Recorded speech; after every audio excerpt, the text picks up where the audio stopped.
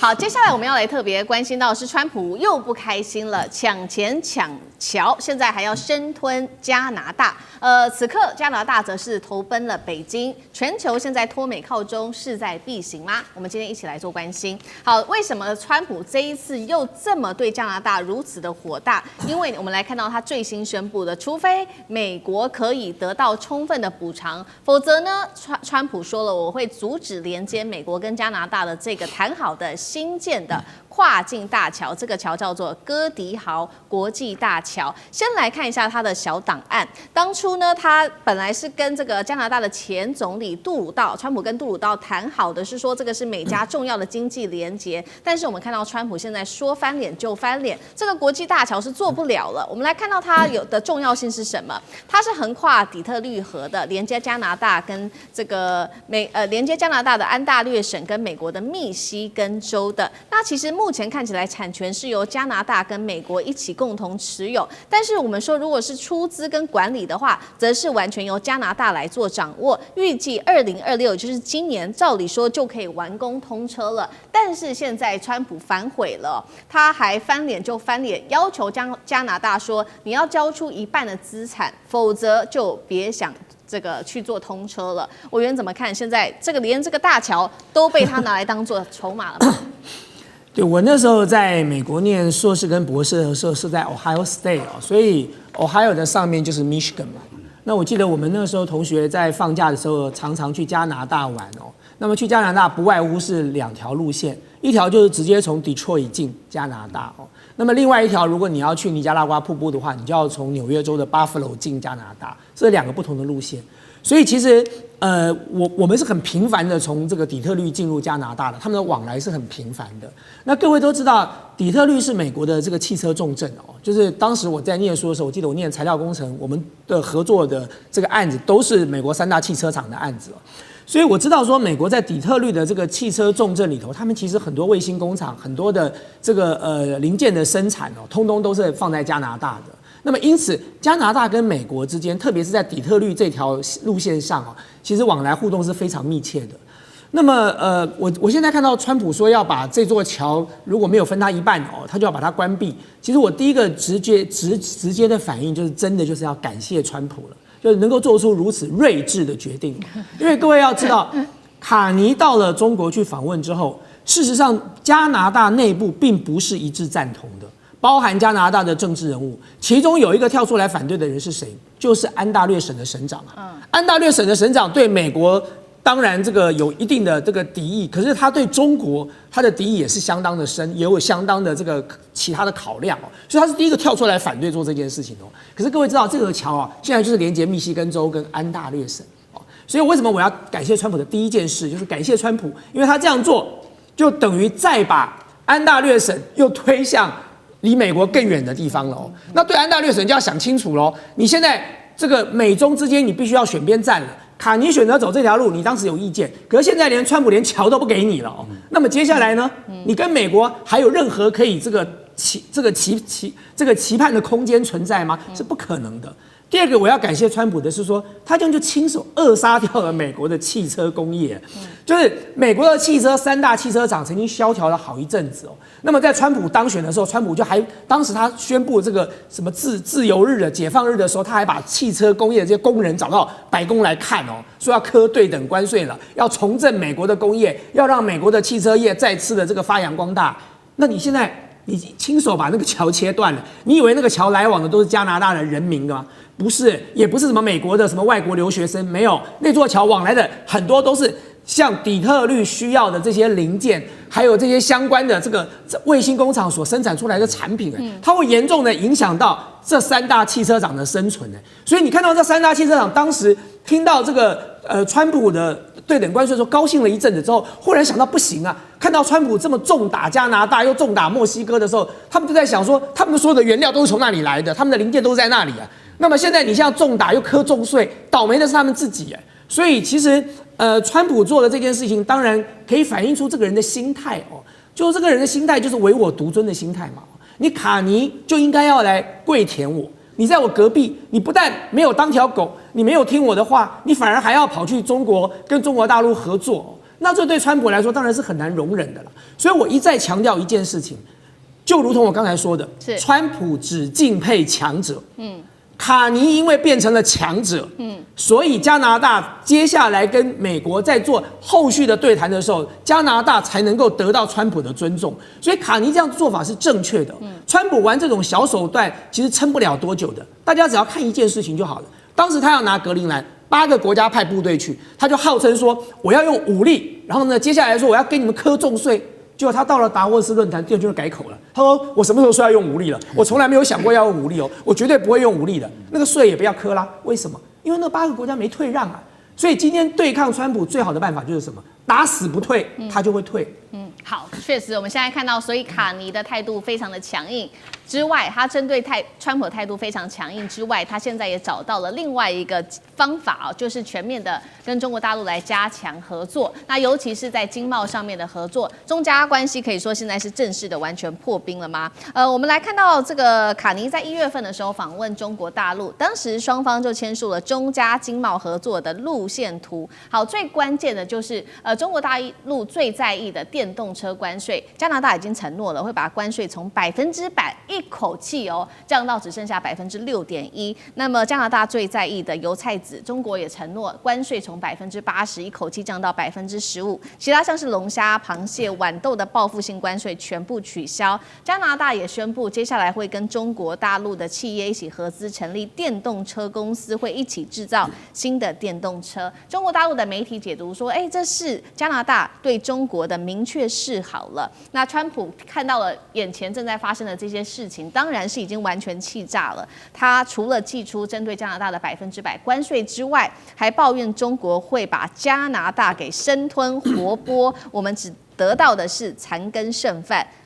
县长怎么看这个情势？我记得川普2.0上来的时候，他说他要这个拿下格陵兰，加拿大会变成他的51州，他要收回巴拿马。你觉得他都在胡说八道？可是他开始做到今天，你会发现他真的是在这么想，在这么做的。那你现在想说，人家加拿大是一个国家，就并入你51州啊？怎么可能呢？但是我后来想想，真的是有可能的。为什么呢？第一个，这个美国现在把它所有重心就摆在这个南美这个西半球这里，它会施以很大的力量。第二个，往往这些叫做主权归谁那个高层的政治人物是很强烈的，绝不会。底层的人民不见得这样想。好比说加拿大有一个人民族叫做加拿大民族吗？没有啊，他跟美国是一样的，从英国这样移过来，所以他跟美国是亲兄弟，你知道？第二个，美国是不是非常强大的？今天如果我在这里，我能够成为，我不要说加拿大这么近了，以前你叫很多这个台湾人说你变成美国的一州愿不愿意？他可能很愿意的。这个国家这么强大，我以身为这个全世界最强大的国家为荣。人民怎么想是不一定，再加上他们贴得这么近，他们又是几乎是一个系出同源，所以我觉得这很难讲。然后接着你再看美国从他刚开始独立的时候只有13个州在美东，一直到今天变50个州，他怎么变50个州的？你以为都是道德劝说拜托来加入等软硬兼施啊？他现在在做的也就在做一个软硬兼施。那你今天是卡尼，你会不担心吗？我会很担心的，因为我觉得他真的是想要这样去做，而且他真的逼下去，他用各种的软硬的手段来逼着你。最后基层的人民可能会觉得，我们其实加入美国也不错啊。对，一个公投可能就翻盘了，你知道吧？所以他现在拼了命的想要找全世界第2大的叫做中国来合作。你要知道，这个世界最不可能跟美国翻脸的那个国家就叫加拿大。除了系出同源，第一个经济，2024年加拿大出口76%到美国那里去。北美的共同防御是美国跟加拿大，就是安全也是，利益也是。但是他现在说答应这个叫做电动车，我一看到这个，我可以告诉你，美国会非常紧张，因为中国的电动车太有优势了，CPI值太高了，所以美国就是不准进嘛，或者抽这么高。可是就在边界那里，他如果让加拿大的汽车公司就在边界开，你知道很多美国人会跑到那里去买。就因为以前我在那个读书在马萨诸塞，隔壁的那个税跟我们不一样啊，一个是5%，一个是2%，学生就钻了个黑车到那里去买东西，就差在这。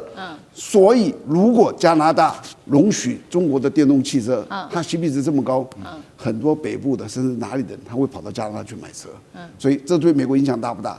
非常之大，川普会紧张。好，所以其实卡尼经济学家他都已经盘算好这一切了。那他除了在产业上面跟中国大陆加大合作之外呢，他其实在这一次的世界经济论坛上面也公开的呼吁，包括呢提醒示警这些中等收入国家，他说别再幻想要顺从来换安全了，这个时候我们这些国家必须要集体合作来抵制这一个霸权，也就是美国的威胁胁迫。他也说呢，如果你一直和霸权双边谈判，最终只会让小国之间我们只能接受施舍，互相竞争，这不是主权。华干哥怎么看未来的世界，尤其是中等收入国家，他们对抗川普卡尼所提出来的这套理论有效吗？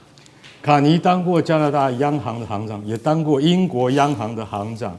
这一篇在世界经济论坛的演说，你知道幕僚说那个总理，我们帮你拟好了初步，他说不用，我自己写。你知道他这篇文章有多长吗？这篇文章大概有5000字，5000字，英文的5000字，他自己写的。是他的重点在哪里？就是说，你绝对不要以为你有霸权可以依附，你就得到了安全。他没有讲加拿大今天的下场，他没有讲这句话，他只是告诉所有参加这个论坛的123个国家，他讲他的感受给你听。他特别还举一个例子，那个例子是什么？那个例子是1968年，苏联坦克开进了布拉格，也就是捷克首都。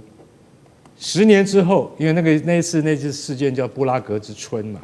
10年之后，1978年，然后你知道他的捷克朋友说，他们在那个布拉格的街上都会看到人家挂上了一个就是一个标语，就是说有一个水果摊，他会挂上标语说，全世界的劳工联合起来，这样我们就不会被欺负了。他说他一看到那个标语他完全不相信，因为那个叫做谎言。你要深陷在谎言里面的话，你就相信全世界的劳工联合起来就不会被欺负，那是不可能的。为什么？因为你只在你的国家，你讲话有分量，全世界的劳工要联合起来是不可能，没有像这样子的组织。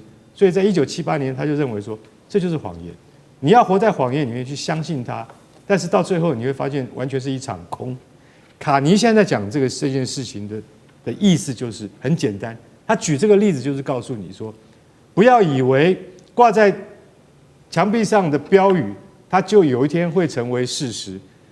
我们跟美国的关系真的是从200年以前建立到现在的，对不对？美国在还没有独立的时候，跟加拿大人是互通有无的，边境根本不设防的。如今我们将可能成为川普口里的第51省或第52省的州的时候，你就会觉得说，我们曾几何时变成这样子？因为你不在谈判桌上，你就会沦为别人的盘中孙。也就是说，你没有这个资格去参加那个会议的话，你就变成任人宰割的羔羊。卡尼，你不觉得他讲话非常充满的智慧吗？